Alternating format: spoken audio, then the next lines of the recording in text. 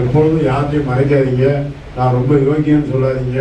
சீரட்டு குடிச்சா சீரட்டு குடிப்பேன்னு சொல்லு, தண்ணி அடிச்சா தண்ணி எடுப்பேன்னு சொல்லு. அதே மாதிரி உண்மையை சொல்லி நன்மையை செய்தால் உலகம் உண்மை மதிக்கும். மறைந்து மறைந்து செஞ்சுட்டு அசிங்கப்படக்கூடாது. எது நியாயமோ உங்க மனசுக்கு கொண்டு செய். அதெல்லாம் தவறு வரும் என்றால் அதிலிருந்து விலகிவிடும். நான் சொல்ல உங்களுக்கு புரிஞ்சுக்கிட்டீங்களா? அதே சதய நட்சத்திரத்துக்கு ஒருத்தர் குடிக்கிறார். சதய நட்சத்திரத்தை அன்னைக்கு சுடுகாட்டில் பாடி எரிக்கிறாங்க பார்த்தீங்களா? அவங்களுக்கு ஒரு பாட்டு சாராயம் வாங்கி கொடுத்துருப்பாங்க. அடுத்து அந்த வீட்டில் குடியாரே இருக்க மாட்டான். எல்லாத்துக்கும் சொல்லி கொடுத்துருக்கான் பகவான். அன்னைக்கு கூட சார் சொன்னார், 108 பாதத்துக்கும் பிரசன்னத்தில் எப்படி.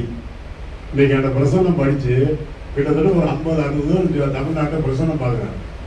சூடி பிரசன்னம், வெத்தலை பிரசன்னம் எல்லாம் படிச்சு. அதுக்கு காரணம் என்ன? படிக்கிறதுக்கு மனசு வேணும். நீங்க தான் ஏசியில் உட்காந்து படிக்கிறீங்க. நாங்கள் அந்த காலம் படிச்சுக்கிட்டு இருக்கும்போது கீழே ஊடி அட்டை அப்படியே காலையும் லேச ரத்தத்தை குடிக்கும். அப்படியே பைக்கு சொல்ல ராசான், என்னடா அட்டை கடிக்கிற? ஆமாம். அந்த அடுக்கு சீரகப்படி எடுத்து தேய் அப்படின்னா சரக்கு போய் எடுத்து சீரகப்படியை தேய்ச்சோன்னா அது செத்துக்கணும். ஆனால் அதுலேருந்து ஒரு கொண்டு எடுத்துருவோம். நாங்கள் பார்க்காத கஷ்டப்பட்டு படித்த ஜோதிடம் இன்று நீங்கள் ஏசியிலையும் காத்தாடியிலையும் நோகாமல் உட்காந்துருந்தா நீங்கள் எப்படி படிப்பீங்க? நீங்கள் கேட்ட உடனே ஒரு 10ஆவது நாள் பலன் சொல்லணுமா? அதை 1000 ரூபா கொடுங்க ஜோசியத்துக்குன்னு கேட்கணுமா? நீங்கள் சொல்லுவது படிக்குமா படிக்காதான்னு யாரையா கேட்கறது? இப்போ ஐயா இருக்காருன்னா ஒருத்தன் என்கிட்ட வர்றதுக்கு முன்னாடியே சொன்னான், ராத்திரி 12 மணிக்கு ஜாதகம் வாங்குவார். நான் நல்ல மனுஷன்டா, அவர் தான் உண்மையான ஞானி. ஐயா அப்படி பேசுகிறேன்னு நினைச்சுக்கூடாது. உங்களை பற்றி நான் ஒரு சில விஷயங்கள் கேள்விப்பட்டிருக்கேன் இல்லையா? ராத்திரி 12 மணிக்கு ஜோசியம் பார்க்குறதுக்கு ஜாதகம் வாங்குவாரியா? நல்ல மனுஷன் அப்படின்னு. ரைட். நான் சுடுகாட்டிலே படுத்துக்கிட்டு ஜாதகம் சொல்லுவேன். 18 ஆண்டு என் வாழ்க்கை சுடுகாட்டில் தான் படுத்துருக்கு. இன்னைக்கு சொல்கிறேன், என்னை அளவு என் நண்பனுக்கு தெரியும். என்னை அளவு நான் சுருக்கமாக சொன்னால் மயான உத்திரம் அப்போரி எங்களுக்கு தெரிஞ்சவெல்லாம் பிரேதம், அந்த விபூதி, அந்த சாம்பல் இவங்க முன்னாடி யாரும் நிற்க முடியாது. இந்த தத்துவத்தை யாரும் ஜெயிக்கவும் முடியாது. உங்களுக்கு சிறிய விஷயத்தை தான் சொல்கிறேன். இப்போ நான் சொன்னது எல்லாமே உங்களுக்கு வாழ்வியல் நன்மைக்காக தான் தெரிவிக்கணும். இன்னமும் ஒரு விஷயத்தை சொல்லிட்டு போகிறேன். எண்ணி துணிக கர்மம் துணிந்தபின் என்னும் என்பது இருக்கு. ஜோதிட கலைக்குள்ள வந்துட்டீங்க. குடிவாள பிடிச்ச நாயர் கலையாயிடக்கூடாது. நல்லா சொல்லுங்க, நல்லா பேசுங்க. இங்கே யார் ரிசர்வராசி ரிசர்வராக இருக்காங்க?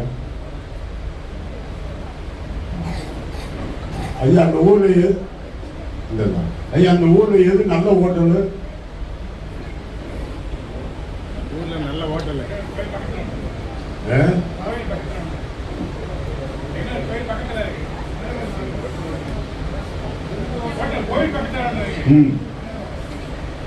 மாயாவோட லாட்ஜ் இல்லையா?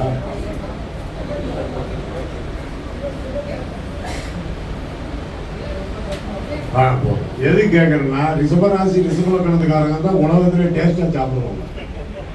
எங்க நல்லா இருக்கும்னு கேட்கறது இவங்ககிட்ட தான் கேட்கணும். நான் அந்த மேடைக்கு தக்கன கேட்டு போயிடுவேன். இப்போ கீழே இறங்கி போய் ஐயா சொன்ன ஹோட்டலில் சாப்பிட்டு ஒரு காய்ச்சி சாப்பிட்டு ஏற்கனா டேஸ்டியாக சாப்பிட்றவர் யாரு? ட்ரெஸ் கொடுத்துறவர் யாரு? தங்கத்து மேலே மோகம் உள்ளவங்க யாரு? தங்கம் கிடைக்காதுன்னு சொல்லுவான். இவன் தான் சொல்லுவான், டேய் எத்தனை பவுன் தங்கம்டா கொடுத்துருப்ப அப்படின்னு கேட்பான். இதுவரை எத்தனை 1000 பவுன் கொடுத்தேன்னு எனக்கே தெரியும். 500 சொச்சம் ஜோதிடர்களுக்கு ஒரே டயத்தில் தங்க காசு கொடுத்தேன். மதுரை ஆதினம் கேட்டாரு, மடாதிபதியா நீ மன்னனடா, சாதாரண 4 வேலையை கட்டிட்டு 500 சொச்சம் பேருக்கு தங்க காசை கொடுக்க சொல்லி கொடுத்த சாமி அவர் காரணம் கூப்பிட்டு அவர் எனக்கு ரொம்ப பாசமான. இப்பயும் சொல்றேன், இருக்க முடியாது என்று ஒன்றுமே இல்லை. திருப்பூர் மாநாட்டை ஒரு பிள்ளை கேட்டுச்சு, நீங்கள் திருப்பூர் மாநாட்டுக்கு வந்துருக்கீங்களா? உங்களை பார்த்தேன் யாரோ ஒருத்தவங்க சொன்னாங்க, பாப்பா அன்னைக்கு 9 பேருக்கு வைர மோதிரம் போட்டேன். கடக ராமசாமி, கோமலநாதன் இவங்கெல்லாம் அங்கே வந்திருந்தாங்க. ஆனால் போட்ட மரணம் செய்யணும். ஏன் ஒன்று தெரிஞ்சுக்கணும், நீயும் நாளை இந்த மாதிரி ஒரு ஆளாகணும், இந்த மாதிரி தர்மம் செய்யணும். ஆனால் அது எதுக்காக வேண்டி போட்டேன்? எங்கள் அதுக்கும் 60 வயசு நெருக்கி ஆயிடுச்சு. சரி நம்மளால் முடிஞ்ச 9 வைர மோதிரம் போட்டேன். அன்னைக்கு தேதிக்கு எத்தனை லட்சம்? ஏகாண்டி சொல்றேன்னா, அவ்வளவு செஞ்சாலும் அங்கே பேச எனக்கு மனசு இல்லை. வந்துட்டேன், கொடுத்துட்டேன். அங்கே இருந்த சூழ்நிலையும் சுச்சுவேஷன் பார்க்க எனக்கு மனம் இல்லை. இறங்கி போயிட்டேன். கரெக்டாக 11 மணிக்கு கீழே இறங்கி ஊருக்கு புறப்பட்டு போயிட்டேன். எதுக்காக சொல்லலாம், இப்போ வாரேன் என் மனம் எதுக்கோ லைக்குது, நல்லா பேசுகிறோம், நல்லா சொல்லி கொடுக்குறோம். ஒரு விஷயத்தை தெரிஞ்சுக்கொள்கிற எந்த ஒரு மனிதனும் சனி லக்கணமாக பிறந்தவன் கும்பம் மகரம். நீங்க மகரம் தானே, சாமி பக்கத்தில் உட்காந்துருக்காரு, நீங்கள் மகரம் தானே, சரி ரைட்டு. கும்படி இருக்கியா, ஏன் கதை போட தெரியுது, சரியா? மகர லக்கணமும் கும்பலக்கணமும், கும்பலக்கணத்தில் ஒருவன் பிறந்து சனி 12ஆம் இடத்தில் லக்கணாதிபதியாகவும் லக்கணத்துக்கு 12ஆம் அதிபதியாகவும் வரக்கூடிய தகுதி சனி பகவான் ஒருவருக்கு. அந்த வீட்டில் கண்டிப்பாக ஊனமான குழந்தைகள் இருக்காது.